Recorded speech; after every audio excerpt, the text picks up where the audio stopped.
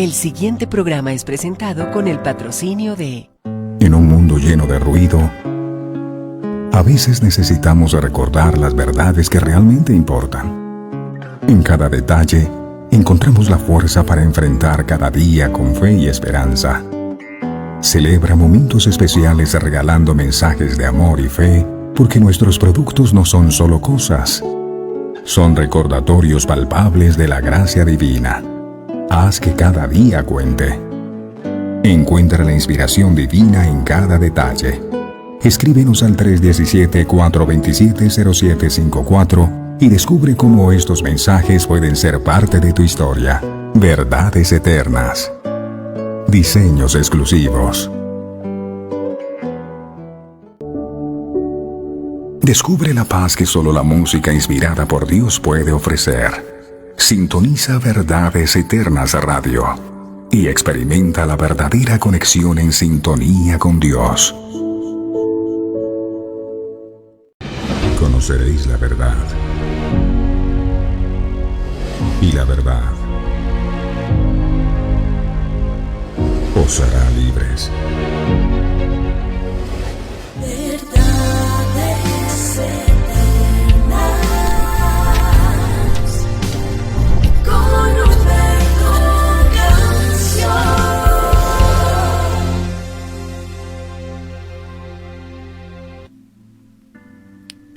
Padre amado, te damos gracias por este nuevo día y por este tiempo tan especial que tú nos regalas para poder compartir contigo, para disfrutar de tu presencia, para conocer cuál es tu voluntad para nosotros. Es una bendición poder estar aquí. Reconocemos, Señor amado, que todo ha sido tu obra en favor de nosotros. Aquí estamos por la misericordia que tú has tenido. Aquí estamos por esa gracia o ese favor inmerecido que has derramado sobre todos los que tenemos el privilegio de estar aquí. Tu palabra dice que un corazón contrito y humillado tú nunca desprecias, Dios amado.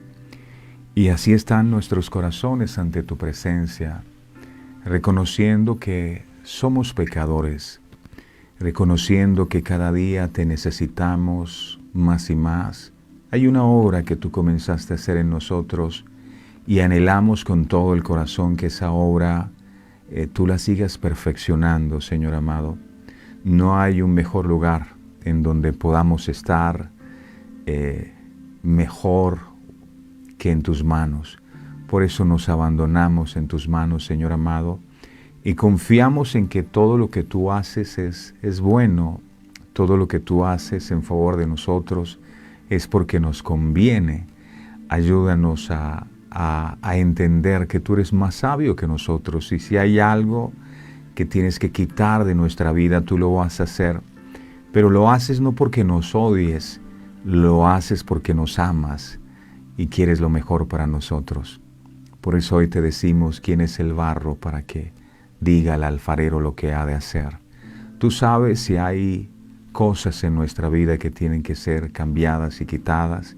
Entonces tú vas a seguir trabajando en nuestro carácter cada día más para que seamos conforme a tu imagen y semejanza. Dios amado, es una bendición para nosotros cada mañana llegar aquí al taller del Maestro y permitir que seas tú a través de tu palabra, que es como el cincel que penetra hasta romper los tuétanos, las coyunturas, y penetra hasta los tuétanos, al interior de nuestros huesos, y esa palabra empieza a darnos forma. Esa palabra nos muestra el camino, nos indica qué cosas no estamos haciendo bien.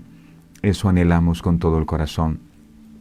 Y te damos gracias infinitamente por permitirnos contar con la dulce presencia de tu Espíritu Santo, que es el que permite que nosotros esta verdad la podamos comprender. Gracias por esta nueva semana que comienza, Señor amado. Bendice a cada uno de tus hijos, guía nuestros pasos y que se haga con nosotros conforme tú lo has establecido en tu santa y bendita palabra. Gracias por el amor tan grande que tú nos tienes, Señor. Abre hoy los cielos y derrama, Señor, de la presencia tuya sobre cada vida, sobre cada persona que te busca con todas las fuerzas de su corazón. Que hoy podamos hallarte, que hoy podamos encontrarnos contigo, Señor, y seguir siendo transformados por ti, cambiados por ti, Señor. Gracias. Te amamos con todo nuestro corazón y pedimos que este mensaje que tú hoy traes sea revelado a nuestra vida, Señor amado. No queremos solo el conocimiento de tu palabra, sino la revelación de la misma. Sabemos, mi Señor, que en esta palabra está la vida y vida en abundancia que tú viniste a otorgarnos. Por eso dijiste las palabras que yo os he hablado, son espíritu y son vida, mi Señor. Muchísimas gracias por estar aquí en medio de nosotros, que tu bendición nunca falte sobre cada uno de tus hijos que se conectan a esta hora desde diferentes partes del mundo a tener este tiempo de intimidad contigo. Gracias, sabemos, mi Señor, que estás aquí en medio de nosotros. Toma el control total y absoluto. Tú eres el pastor de este ministerio y no hay otro, mi Señor. De manera que la gloria es solo tuya, Dios amado. Gracias por tanto amor. Gracias por tu fidelidad, mi Señor. Gracias por esta nueva oportunidad de escuchar tu voz, de recibir tu consejo. Gracias, Padre. Gracias, Hijo. Gracias, Espíritu Santo, por todo lo que hoy nos vas a compartir a través de tu santa y bendita palabra. A ti el honor y la gloria, mi Señor, en Cristo Jesús. Amén, amén y amén. Bueno, mis amados, muy buenos días. El Dios Todopoderoso me los bendiga. Esperamos que hayan ustedes amanecido muy bien, que hayan renovado sus fuerzas, los que tuvieron el privilegio de poder descansar bien. Y aquí estamos listos y preparados para compartir este tiempo con Dios. Hay algo que es necesario tener en cuenta y es el temor. El temor, que es una de las armas más poderosas que el enemigo usa con frecuencia. Me impresiona que el temor es el lado opuesto de la fe, la otra cara de la moneda. La Biblia dice que sin fe es imposible agradar a Dios. Y repito, lo contrario a la fe es ese temor. Y estaba meditando en lo que pasó con Job. Job era un hombre de oración. Si usted estudia los primeros versículos, el primer capítulo del libro de Job, se va a encontrar con que este era un hombre de oración, así como usted y yo hacemos oración. Y él oraba por sus hijos, por si en algo hubiesen ofendido a Dios. Él oraba seguramente por su casa, oraba por su familia, oraba por su salud. Él hacía oración. Ese no es el problema.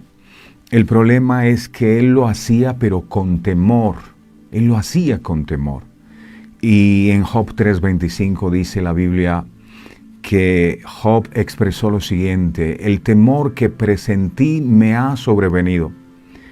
Él presentía que algo malo le iba a pasar. Había un diálogo interno de Job que creo que no se lo contaba a Dios. Él oraba: Señor, te pido por mis hijos que tú los guardes. Pero había una voz interna de temor que retumbaba en su corazón permanentemente.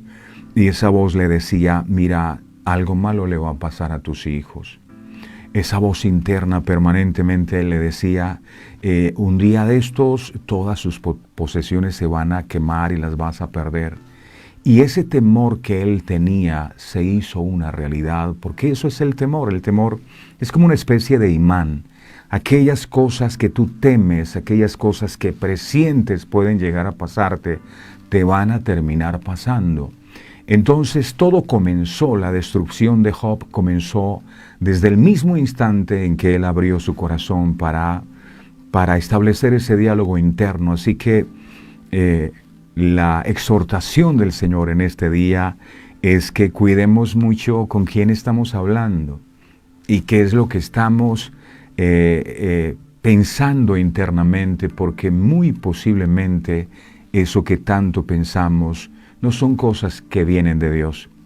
Y esas cosas que pensamos, esas cosas que tememos, las terminamos atrayendo a nuestra vida. Por eso vamos a hacer lo que el Señor nos dijo. Mira, nunca se aparte de tu boca este libro de la ley, sino que de día y de noche vas a meditar. Uno medita con la mente.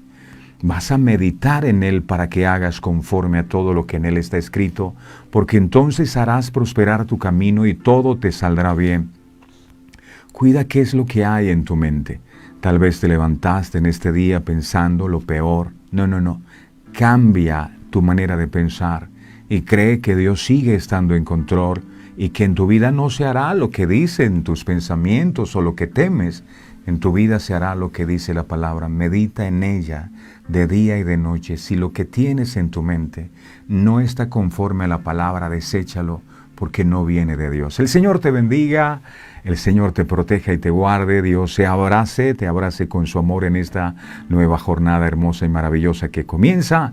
Vamos a compartir esta transmisión y este programa con muchas personas que tanto lo necesitan y vamos a darle me gusta y nos vamos a gozar en este tiempo con nuestro amado Dios. Y ahora sí estamos listos para recibir el alimento que nutre nuestra espiritualidad. Es su palabra.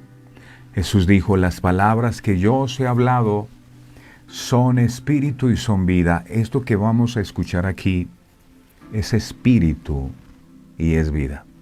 Que todos podamos abrir nuestro corazón para recibir el mensaje, entendiendo siempre que importante no es quien predica, sino lo que se predica. Es la palabra de Dios. Así que Espíritu Santo, en tus manos está el control total y absoluto de este mensaje que se ha revelado a nuestra vida. Nosotros te prometemos que vamos a atesorarlo en nuestro corazón y vamos a vivir por este mensaje. Gracias, Padre, por invitarnos a este gran banquete. A ti la gloria y la honra en el nombre de Jesús. Amén. Bueno, mis amados, hoy el tema que vamos a estar compartiendo lo hemos titulado Bienaventurados los pobres en espíritu. Hoy comenzamos una nueva serie que se llama Las Bienaventuranzas. Unos mensajes poderosos, no se lo pierda. Hoy comenzamos con la primera bienaventuranza. Bienaventurados los pobres en espíritu. El libro de Mateo, capítulo 5, verso 1 al 13, dice la bendita palabra del Señor. Mateo 5, del 1 al 3, dice así. Viendo la multitud, subió al monte, estamos hablando de Jesús, y sentándose, vinieron a él, a Jesús, sus discípulos. Verso 2. Y abriendo su boca, les enseñaba diciendo, verso 3. Bienaventurados los pobres en espíritu, porque de ellos, ¿de quiénes? De los pobres en espíritu es el reino de los cielos. O sea, el reino de los cielos no es para todo el mundo. Es, según Jesús, para los pobres en espíritu. En este punto de la enseñanza, deberíamos decir, bueno, si el reino de los cielos es para los pobres en espíritu, yo quiero saber qué es un pobre en espíritu, porque yo también quiero entrar en ese reino de los cielos. Así que muy atentos, por favor. La mayoría de los cristianos han oído hablar de las bienaventuranzas, la sección del Evangelio que los eruditos bíblicos han denominado el sermón más grande de todos los tiempos. Damos gracias por la honra que nos permite el Señor Jesucristo de escuchar el sermón más grande que jamás se haya escuchado. Jesús lo vino a traer del reino de los cielos para nosotros.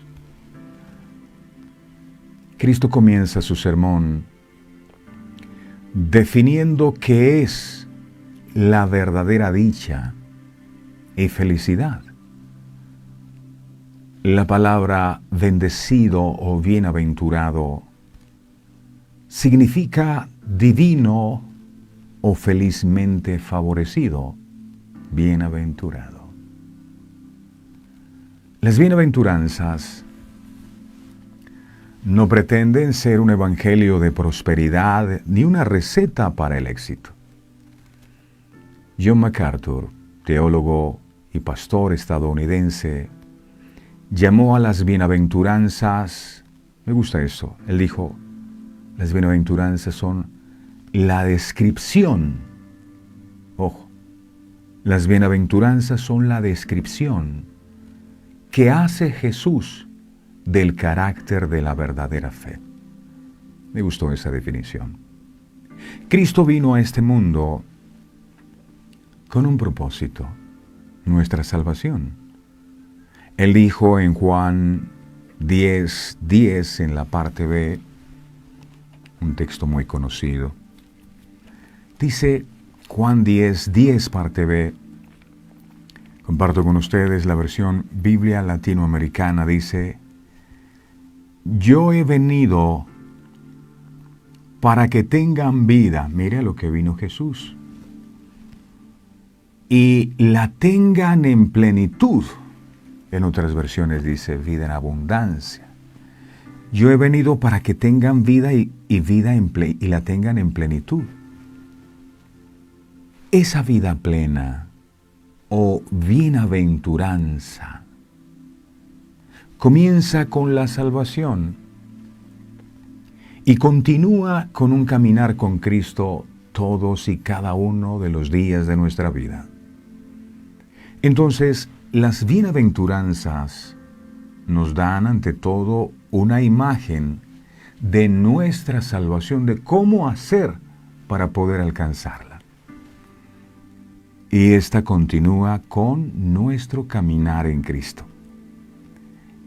Entonces, la primera de esas bienaventuranzas dice que los pobres en espíritus son los que entrarán o heredarán el reino de los cielos. ¿Qué es? ¿Qué significa ser pobre en espíritu? Este es el primer paso hacia la salvación. Ser pobre en espíritu. Este es el punto en el que el Espíritu Santo comienza a despertarnos a nuestra necesidad de Cristo. Ser pobre en espíritu no significa no tener dinero y pasar necesidad. No es que yo vivo en esta pobreza absoluta, porque la Biblia dice que los pobres, no los pobres financieramente, es los pobres en espíritu. El apóstol Pablo nos comparó con los muertos en su carta a los Efesios. Antes de la obra del Espíritu Santo en nuestras vidas estábamos muertos espiritualmente. Efesios capítulo 2, verso 1. Efesios 2:1 dice la palabra. Dice, y Él os dio vida a vosotros. ¿Y por qué os dio vida? Porque estábamos muertos. Todo aquel que esté sin Cristo está muerto espiritualmente. Y Él os dio vida a vosotros cuando estabais muertos en vuestros delitos y pecados. Los pecados te mantienen en muerte espiritual. Y un muerto no tiene deseos. Un muerto no tiene hambre. Un muerto no tiene emociones. No teníamos, cuando estábamos muertos en nuestros delitos y pecados, ningún deseo por Cristo, ni por aquellos que seguían a Cristo, porque estábamos muertos. Las cosas espirituales no nos llamaban la atención.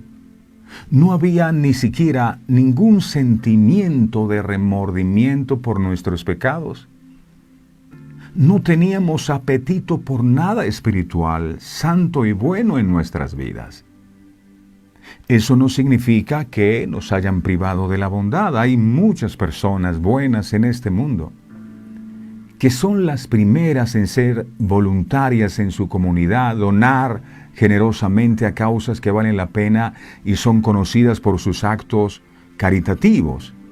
Incluso pueden asistir a la iglesia sagradamente todos los domingos, pensando que eso les otorga puntos especiales ante los ojos de Dios. Sin embargo, las buenas obras no te llevan al cielo. No te llevan al cielo. Mire lo que dice la Biblia en el libro de Efesios, capítulo 2, versos del 8 al 9. Efesios 2, del 8 al 9, dice la palabra, traducción, lenguaje actual. Esta versión dice, escuche, ustedes han sido salvados porque aceptaron el amor de Dios. Ninguno de ustedes se ganó la salvación, sino que Dios se la regaló. Verso 9. La salvación de ustedes no es el resultado de sus propios esfuerzos. Por eso nadie puede sentirse orgulloso. No, es que yo soy bueno, yo no le hago mal a nadie, yo no me meto con... yo soy tan bueno. No, nadie. Ahora, si miramos este mismo texto, pero en la versión Reina Valera 1960, vamos a encontrar que el apóstol menciona tres partes supremamente importantes que constituyen el fundamento del verdadero cristianismo y son las siguientes. La primera es la salvación, la segunda es la gracia y la tercera es la fe. Efesios, miremos de nuevo este texto, Efesios capítulo 2, versos 8 al 9, la versión Reina Valera 1960. Dice así, escuche por favor, escuche su palabra, que esto es importante. Un pobre en espíritu reconoce esto, reconoce que no es por sus obras que él puede obtener la salvación. Dice, porque por gracia, y ahí está la primera palabra, gracia. ¿Cómo se obtiene la salvación? Por gracia. Dice, por gracia, que significa favor inmerecido, sois salvos, no porque seamos buenos, es por gracia. Y dice, por medio de la fe, por medio de la fe. Y esto no de vosotros, pues es don o regalo de Dios. Verso 9. No por obras, y lo repite de nuevo, no porque nosotros seamos almas caritativas, no por obras para que nadie se gloríe, no. La palabra salvación se define como el acto de ser liberado, redimido o rescatado. Eso significa salvación. La Biblia nos dice que desde la caída de Adán y Eva en el jardín del Edén, cada persona nace en pecado heredado de Adán. Miremos Romanos capítulo 5, verso 12. Esto es una persona pobre en espíritu que entiende la necesidad que tiene de Cristo. Romanos 5:12 dice, por tanto, como el pecado entró en el mundo por un hombre, este es Adán, y por el pecado la muerte, muerte significa separación, así la muerte pasó a todos los hombres, y eso nos incluye a usted y a mí. Cualquiera dirá, yo nunca he cometido pecado, pero por causa del pecado de Adán, el pecado pasó a nosotros, a todos los hombres. Y dice, primero dice todos los hombres, y ahí abajito sigue diciendo, por cuanto todos, otra vez usa la palabra, todos. ¿Y qué es todos? Todos es todos. Ahí no se salva nadie. Nadie puede decir, no, pero eso fue Adán, yo sí he sido bueno. Nadie. Todos somos pecadores. El pecado es lo que nos causa a todos morir o separarnos de Dios. Romanos capítulo 6, verso 23 enseña, Romanos 6, 23. Dice su santa, sagrada, bendita y hermosa palabra. Romanos 6, 23 dice, Porque la paga del pecado, mire, cada vez que uno comete pecado o viene en su línea sanguínea con esa maldición generacional de Adán, ese pecado, dice, es muerte. La paga del pecado es muerte, mas la dádiva o regalo, esa palabra dádiva, regalo de Dios, es vida eterna en Cristo Jesús, Señor nuestro. O sea, si la dádiva de Dios es vida eterna, el pecado no te da vida eterna, te da muerte y separación. Estas cosas son las que entiende una persona pobre en espíritu. Yo necesito de Cristo porque solo no me voy a poder salvar. Y ellos, según Jesús, son bienaventurados. Ellos heredarán el reino de los cielos. El pecado nos separa de Dios. Y el pecado destina a cada persona a la separación eterna en el infierno. Lo que cada uno de nosotros necesita es ser liberado o salvado de ese destino. Alguien me preguntaba, ¿y de qué vino a Jesús salvarme? Bueno, de ese destino que nos esperaba si no nos volvemos a Él en el infierno, lo dice la Biblia. En otras palabras, necesitamos salvación del pecado y su penalidad. La pregunta es, ¿cómo somos salvados del pecado? La mayoría de las religiones a lo largo de la historia han enseñado que la salvación se logra mediante buenas obras.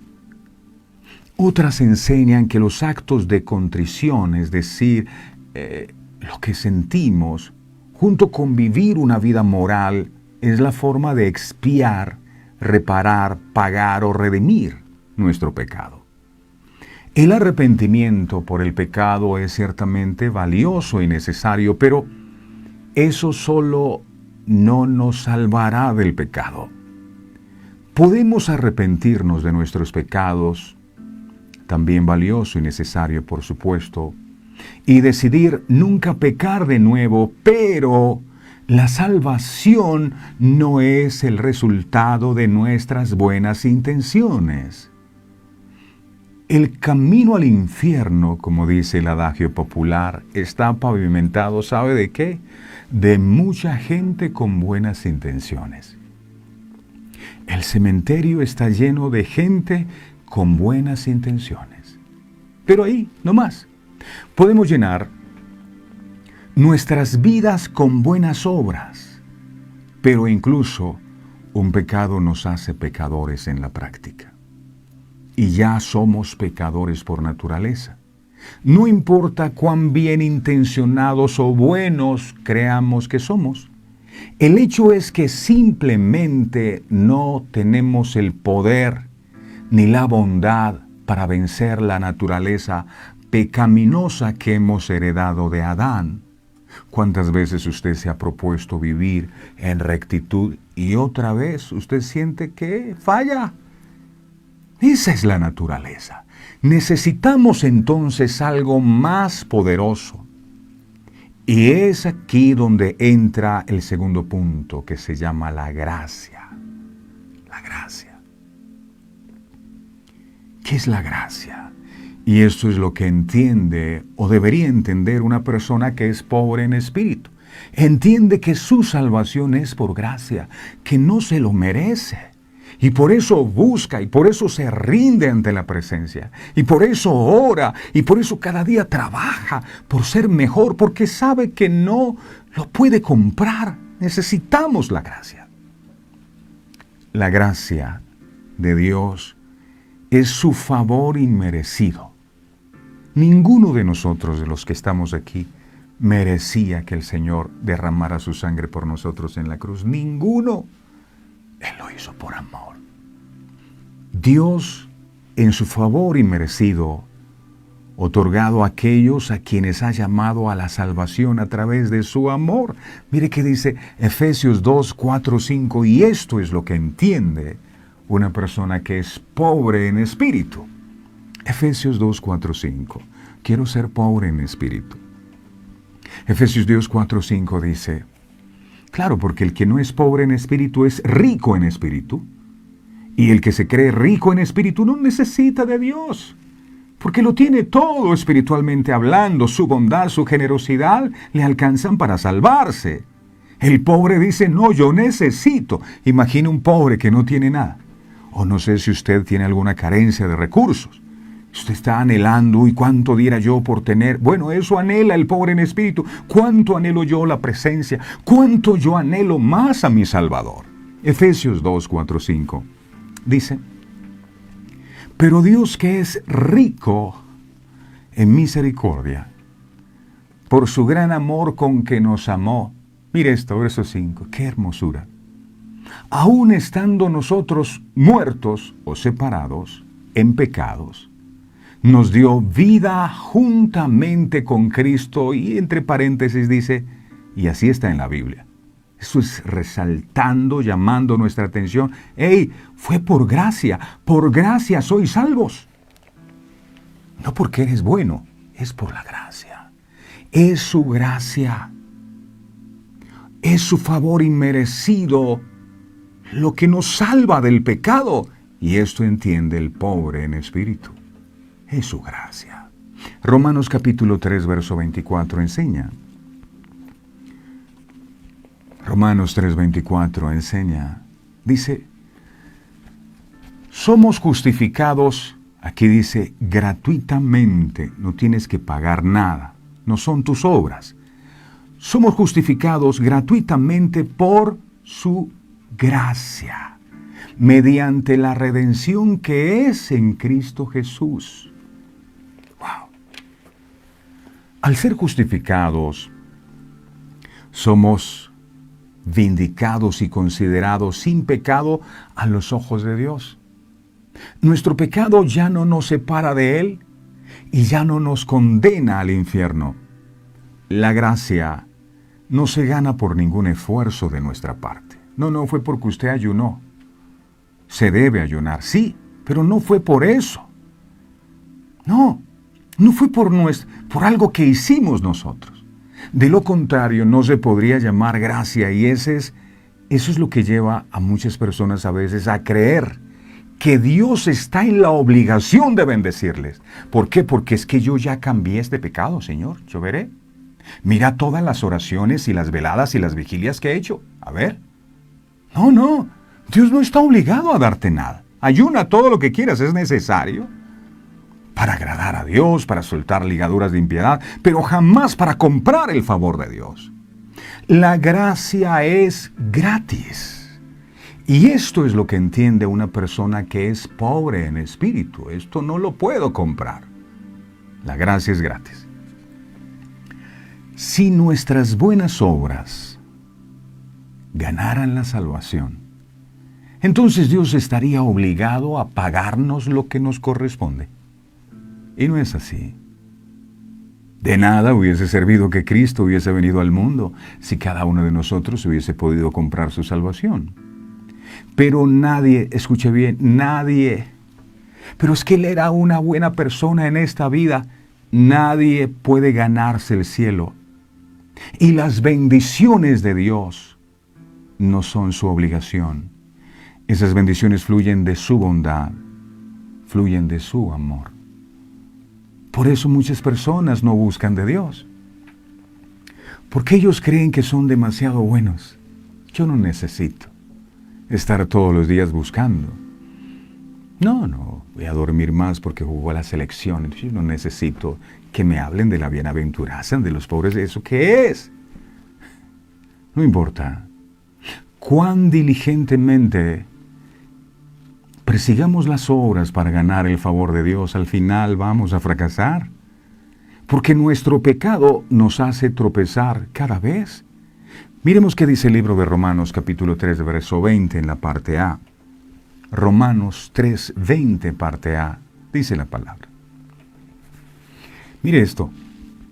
Ya que por las obras de la ley, escuche, ningún ser humano será justificado delante de Él. Cuando dice ninguno, ¿qué se le viene a usted a la mente? Ninguno es ninguno. Yo estoy también excluido allí. Ningún ser humano es justificado por la ley. Ahora, aquí encontramos la tercera demanda. Hablamos de salvación, hablamos de gracia, y aquí la tercera, de lo cual habla el apóstol. El medio que Dios ha elegido para otorgarnos su gracia es a través de la fe, a través de la fe.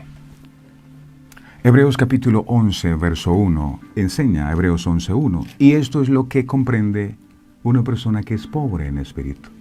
Entiende que es por gracia, pero también es por fe. Dice, es pues la fe, la certeza de lo que se espera. Curiosamente, aquí estamos esperando la bendición material, y no está mal. Pero ¿por qué no esperamos a Jesús? ¿Por qué aquí donde dice lo que se espera no esperamos la salvación, la vida eterna? No.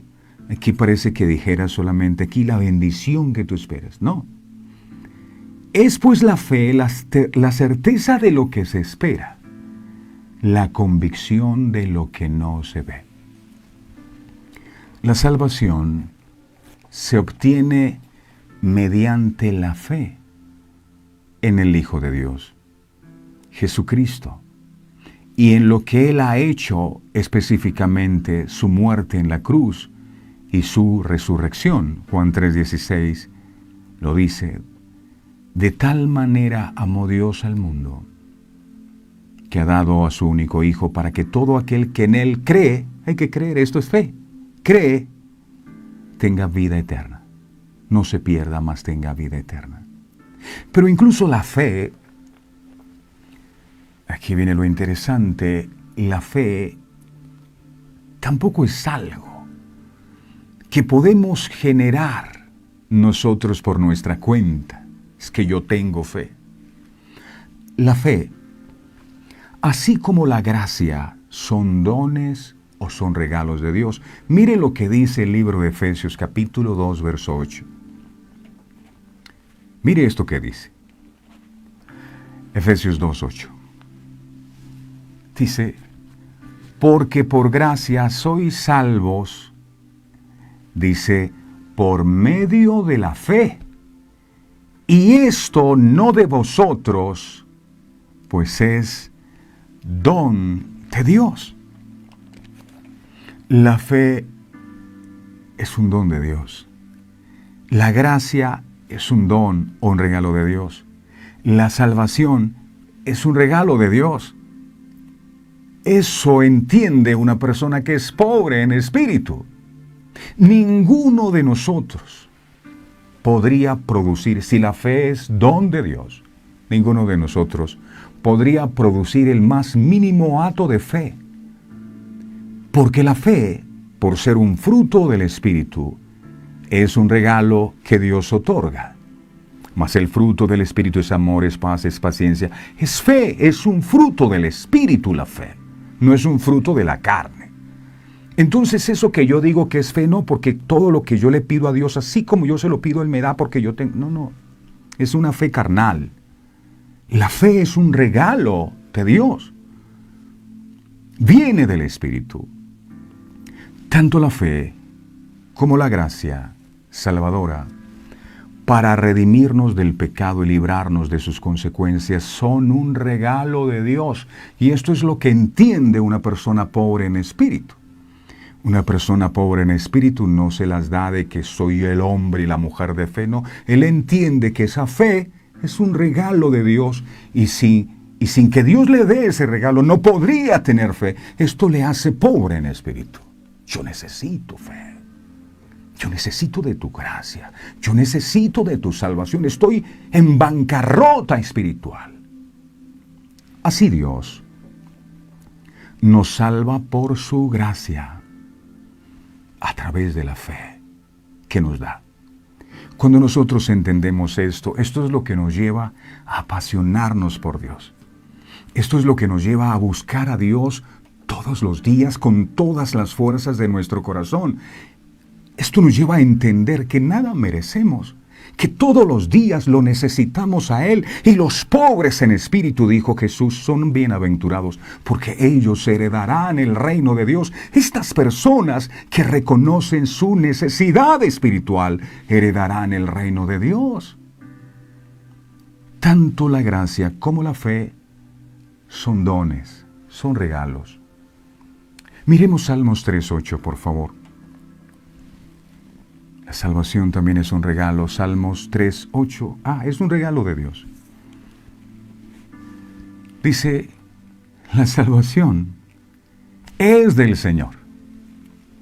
Es del Señor.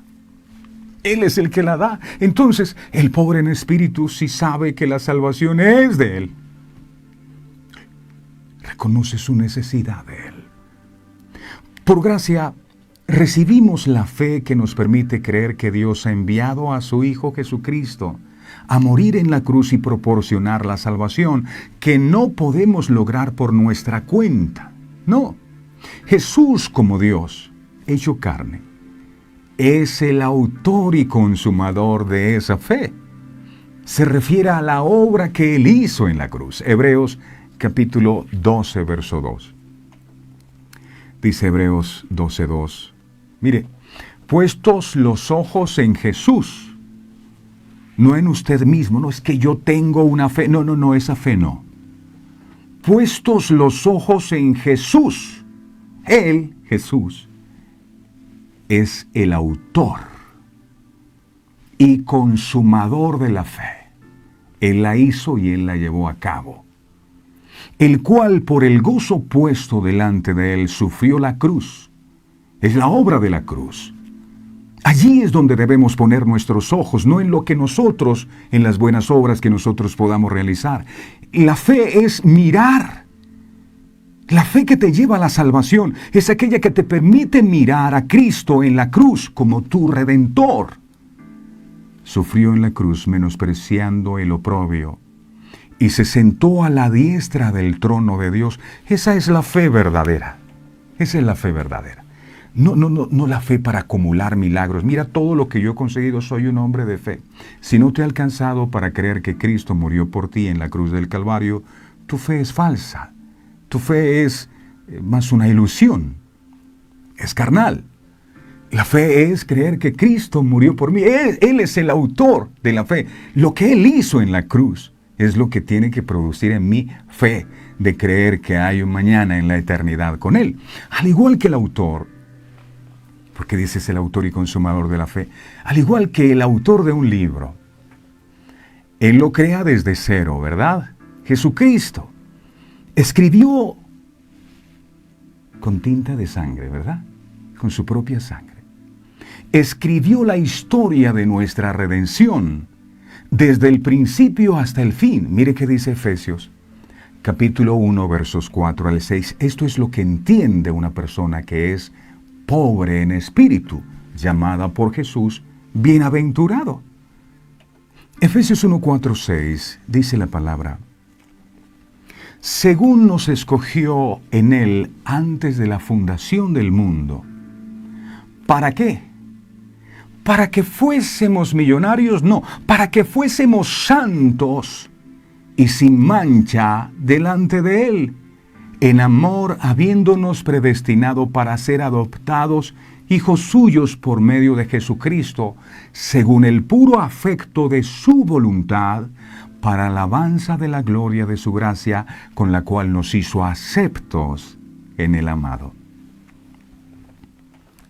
El Señor murió por nuestros pecados y resucitó para nuestra justificación y perdona libre y completamente a aquellos que aceptan su don de gracia en Cristo.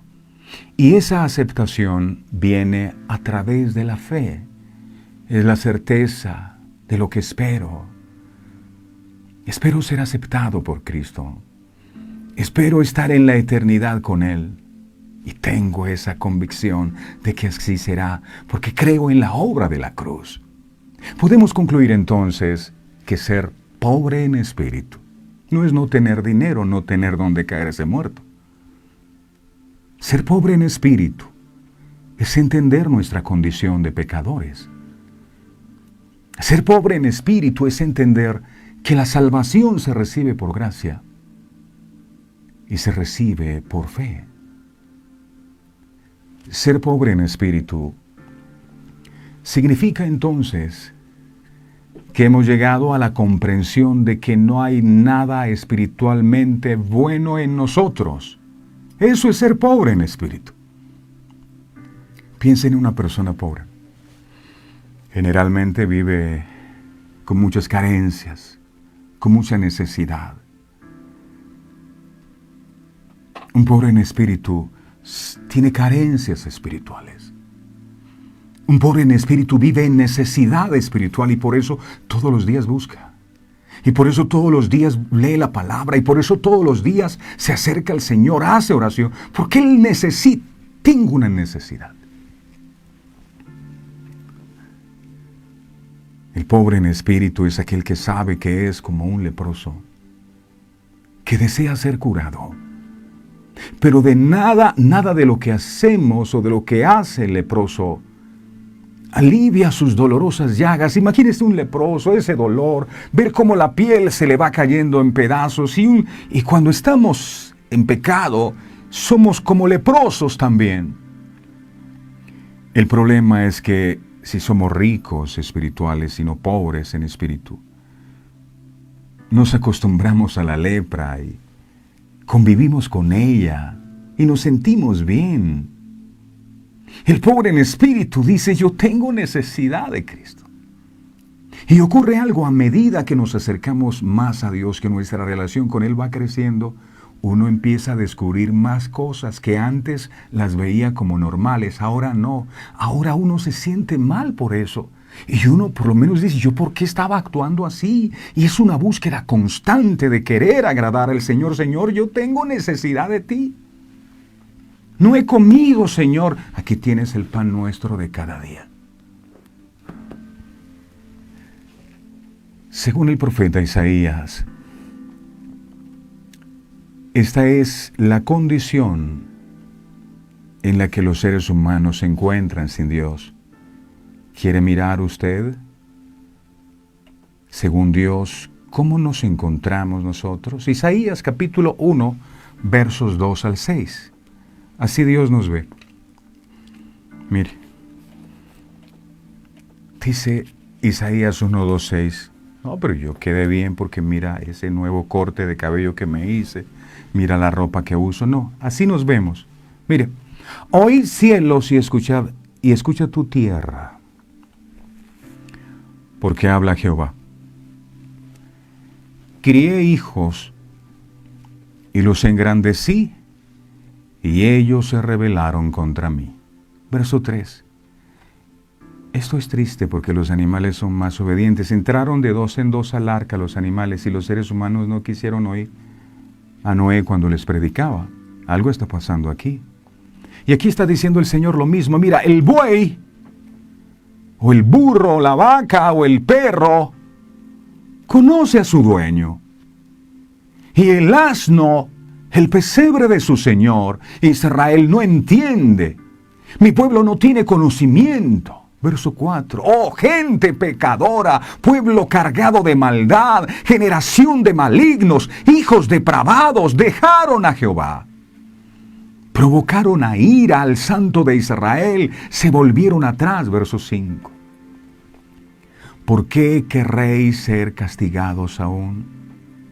¿Todavía os rebelaréis?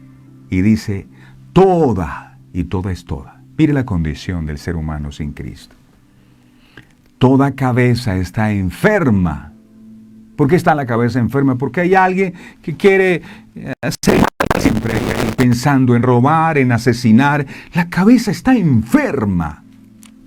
Y todo corazón doliente, lleno de resentimiento, de amargura, de odio, de deseo de venganza. Verso 6. Desde la planta del pie hasta la cabeza no hay en él cosa sana, sino herida, hinchazón y podrida llaga, como un leproso. pero no nos damos cuenta. No están curadas, ni vendadas, ni suavizadas con aceite.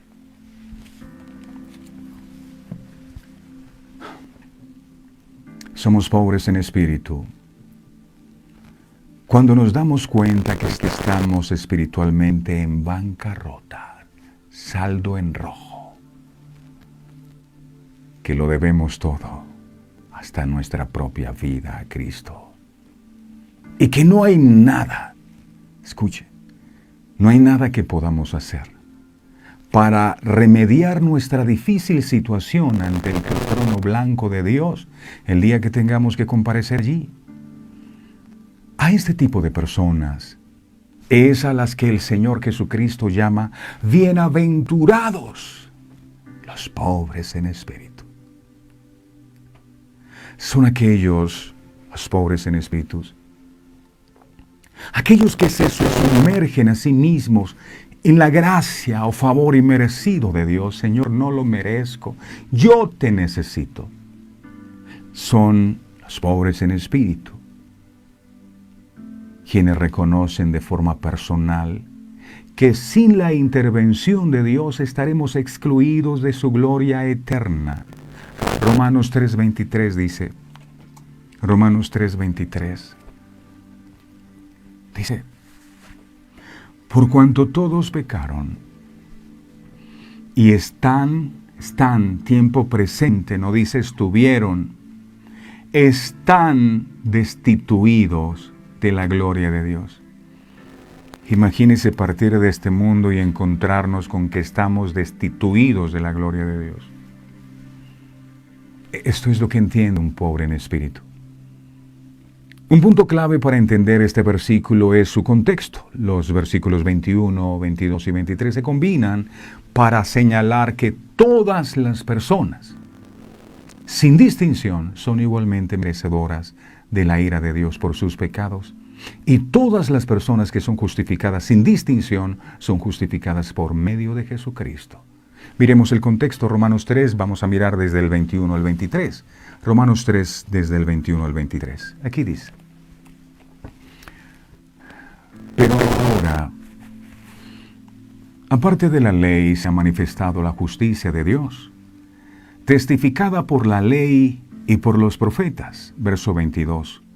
La justicia de Dios por medio de la fe en Jesucristo para, dice, todos los que creen en Él. Todos. No es excluyente, porque no hay diferencia. Mire, todos. Aquí no hay diferencia. Es que yo tengo plata, yo soy de una mejor condición, yo pertenezco a esta religión, yo sí he sido bueno, yo no le echo mal a nadie, yo no robo, yo no mato, yo no fumo. No, aquí dice todos. No hay diferencia. Verso 23. ¿No hay diferencia de qué? No hay diferencia, aquí no hay buenos. Todos pecaron, todos. Pero es que yo tengo un título de universidad, yo conozco el mundo, tengo dinero, todos pecaron y están destituidos de la gloria de Dios. La declaración aquí es breve y es directa. Todos pecan. Todos. Todos han pecado y no hay nadie que no haya pecado nunca, por muy bueno que crea que sea. Romanos capítulo 3, verso 10 afirma. Romanos 3:10, mire lo que dice la Biblia. Ay, eso dice la Biblia, pero yo creo que yo soy bueno. ¿Cómo me va a decir a ustedes si viera lo que le regalé al mercado esta semana a una persona? Romanos 3:10 dice, como está escrito, no hay justo ni aun uno. Ay, yo que pensaba que yo era uno de ellos. No hay justo ni uno. No hay justo. ¿Recuerdan ustedes a Isaías cuando tiene esa visión en Isaías 6:6? Él va a la presencia de Dios y lo primero que hace es, ay de mí que siendo un hombre inmundo de labios y habitando en medio, eso se llama pobreza espiritual. Alguien que reconoce su estado espiritual, su condición y su necesidad de un Salvador. Bienaventurados los pobres en espíritu. ¡Qué palabras más poderosas! Eso enfatiza aún más la idea que Pablo extrajo de las escrituras del Antiguo texto, del Antiguo Testamento anteriormente en este capítulo, y no podemos escaparnos de esta realidad. Pablo no nos ofrece ninguna otra categoría de personas, solo hay pecadores, todos pecados, todos, incluyéndome a mí, dice Pablo, yo soy el más grande, soy el primero de todos los pecadores. Y todos formamos parte de este grupo. No, yo no formo parte porque yo llevo años en los caminos del Señor. Usted también es pecador. Yo, mucho más. El versículo anterior enfatizó que no hay distinción alguna entre los seres humanos por cuanto todos pecaron. Eso nos incluye a nosotros. El más moral de los humanos, relativamente hablando, y el más perverso de los humanos están todos en el mismo paquete. Todos. Todos pecaron. Todos. El asesino y el que dice mentiras están en el mismo nivel. Todos pecaron. El violador y el que es chismoso no están en el mismo. Todos son pecadores. Lo que pasa es que algunos pecados son más sonoros, hacen más ruido que otros. Pero todos somos pecadores. Incluso, aún sabiendo la diferencia que existe entre el bien y el mal a través de la ley que Dios nos ha dado, tampoco podemos ser justificados. Mire qué dice Romanos 3:20. Aclaro que esto es lo que dice la palabra de Dios, no es mi punto de vista, ni mi filosofía, no, es lo que dice la Biblia, es lo que dice la palabra. Romanos 3:20 dice la versión traducción lenguaje actual. Porque alguien podría decir, pero usted ¿por qué dice eso? Eso no es así, no es que no se enoje conmigo, es lo que está escrito, por favor. Pelee con Dios. Romanos 3:20, traducción lenguaje actual, dice, el cumplimiento de la ley no nos hace inocentes ante Dios, pero que yo cumplo la ley porque la Biblia dice que yo tengo que cumplir la ley. Esto es lo que dice la Biblia. Hable usted con Dios y resuelva ese problema con Dios, no conmigo. Dice la palabra, el cumplimiento de la ley no nos hace inocentes ante Dios. ¿La ley para qué sirve? Solo sirve para que reconozcamos que somos pecadores. La palabra griega destituidos, por cuanto todos pecaron, están destituidos de la gloria de Dios. Esa palabra griega, destituidos, que aparece en Romanos 3:23, está aquí en tiempo presente. En realidad, nos seguimos quedando cortos. En otras palabras, incluso conocer las consecuencias de nuestra pecaminosidad no es suficiente para evitar que sigamos pecando. Romanos capítulo 1, versos 18 al 20. Romanos 1, 18 al 20. Traducción lenguaje actual dice esta versión. Pero la gente ha negado injustamente la verdad acerca de cómo es Dios. Y el Dios Altísimo está muy enojado por toda esa maldad e injusticia. Es decir, no han tenido en cuenta la palabra de Dios. Verso 19. Esa gente sabe todo lo que se puede saber acerca de Dios, porque conocen la Biblia, todos los textos. Pues Dios mismo se lo ha mostrado. O sea, gente que tiene conocimiento de la palabra. Dios se lo ha mostrado. Verso 20. Por medio de lo que Dios ha creado, todos podemos conocerlo. Y también podemos ver su poder. O sea, no hay excusa para decir que es que nadie me dijo, yo no conozco. Así que esa gente no tiene excusa. No tiene excusa. Debido a que ninguno de nosotros está libre de pecado, todos estamos destituidos de la gloria de Dios, separados de Él. Eso es importante porque no podemos salvarnos del juicio y la ira de Dios contra nuestro pecado, excepto cuando estamos sin pecado. Ese es el estándar de Dios y todos estamos destituidos de su gloria debido a nuestro pecado. La gloria de Dios se comparte con los que están en su familia, sus hijos. No es nuestro pecado, sin embargo, nos impide participar de su gloria. Eso es lo que reconoce una persona que es pobre en espíritu. Afortunadamente, el apóstol Pablo continúa este famoso versículo describiéndonos cómo podemos alcanzar la gloria de Dios si estamos destituidos.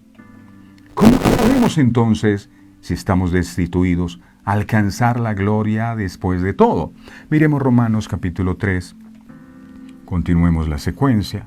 Vimos el 23 ahora. Miremoslo con el 24 y ahí está la respuesta. Romanos 3, 23, 24 dice: por cuanto todos pecaron, están destituidos de la gloria de Dios. Pero el texto no finalizó allí. Esto es la buena noticia.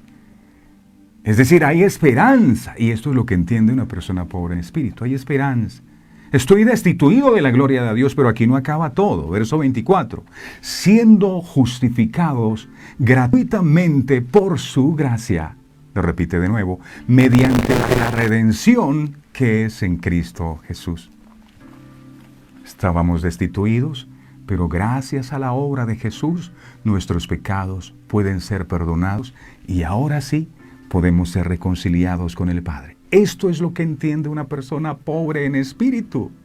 La actitud de una persona pobre en espíritu es como ¿quién? Como la del recaudador de impuestos en el templo. ¿Recuerdan ustedes? Estaba el publicano y el fariseo, ¿verdad?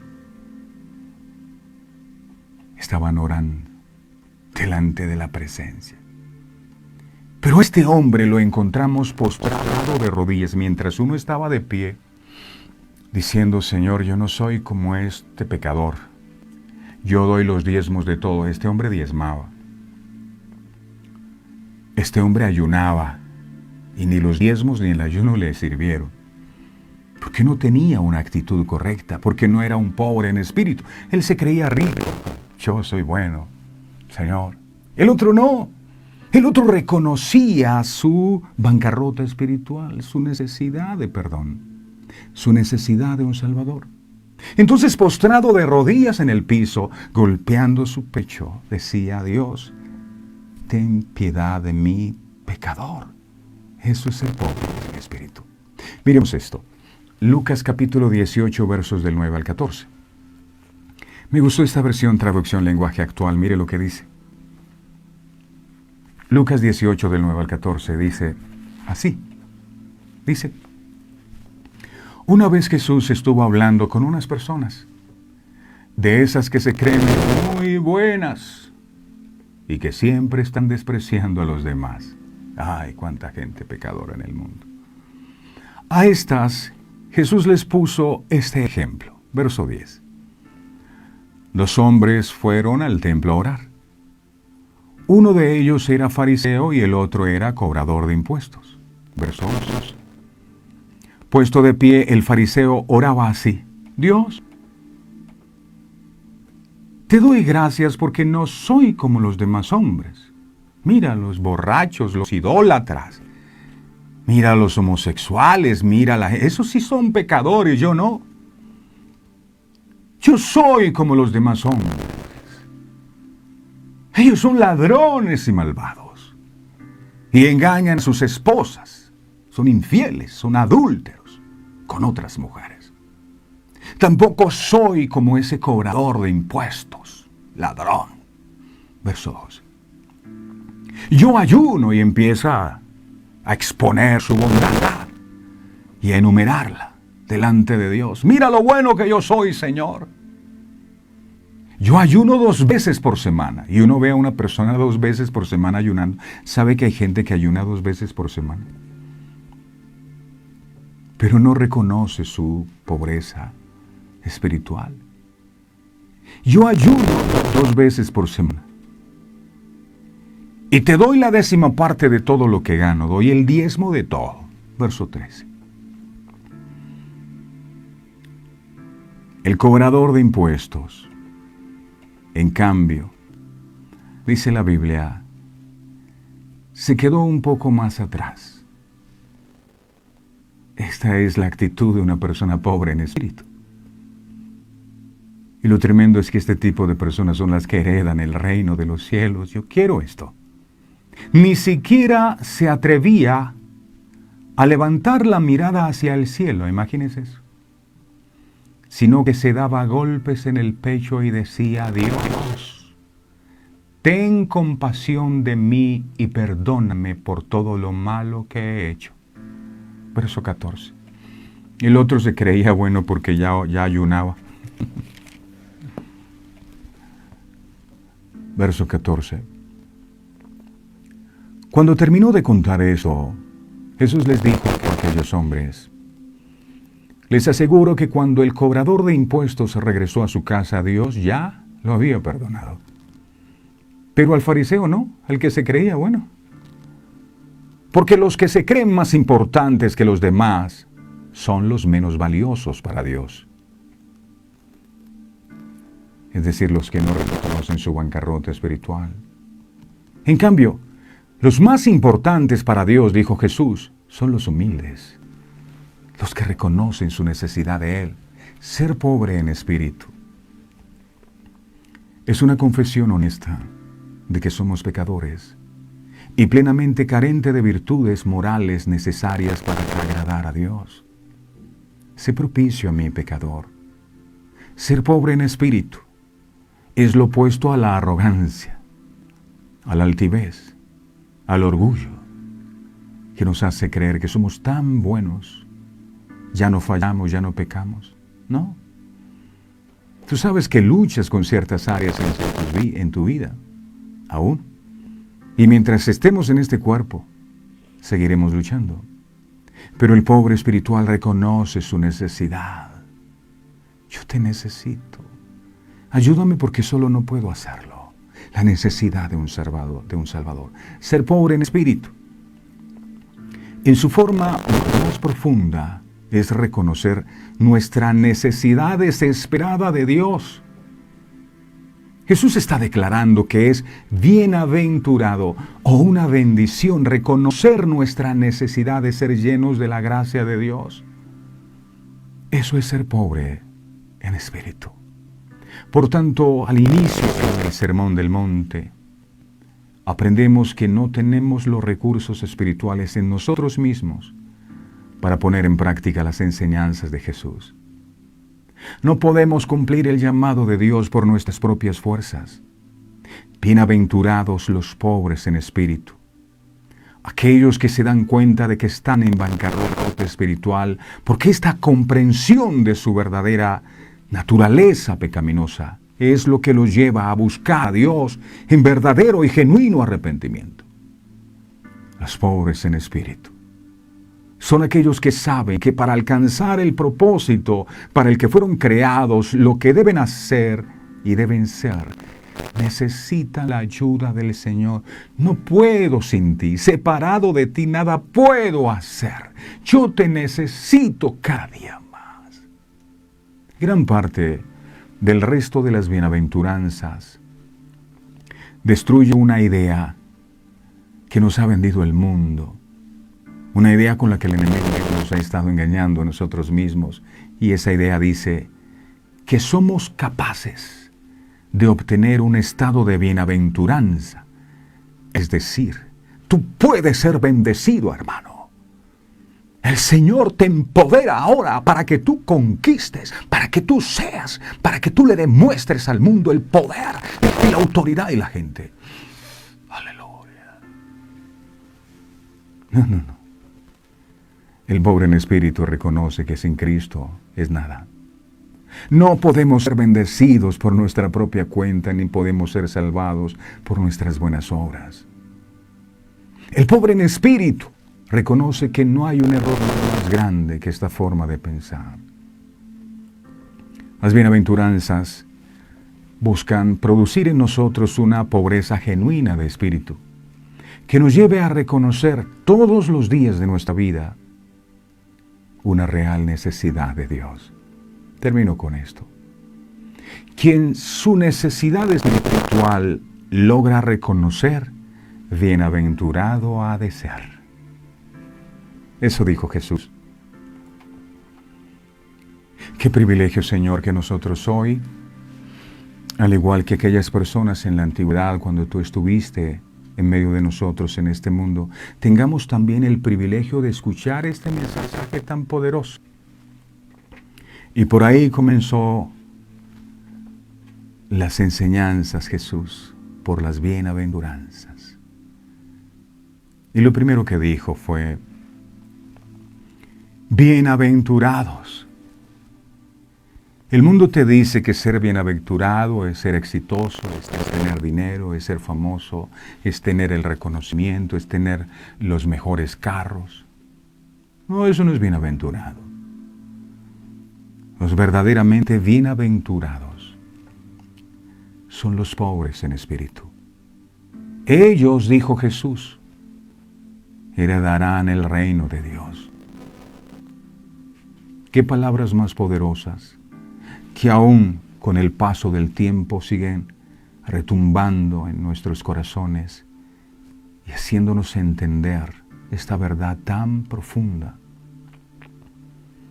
Amado Dios, cuánto necesitamos reconocer nuestra necesidad. Pensemos por un instante en una persona pobre,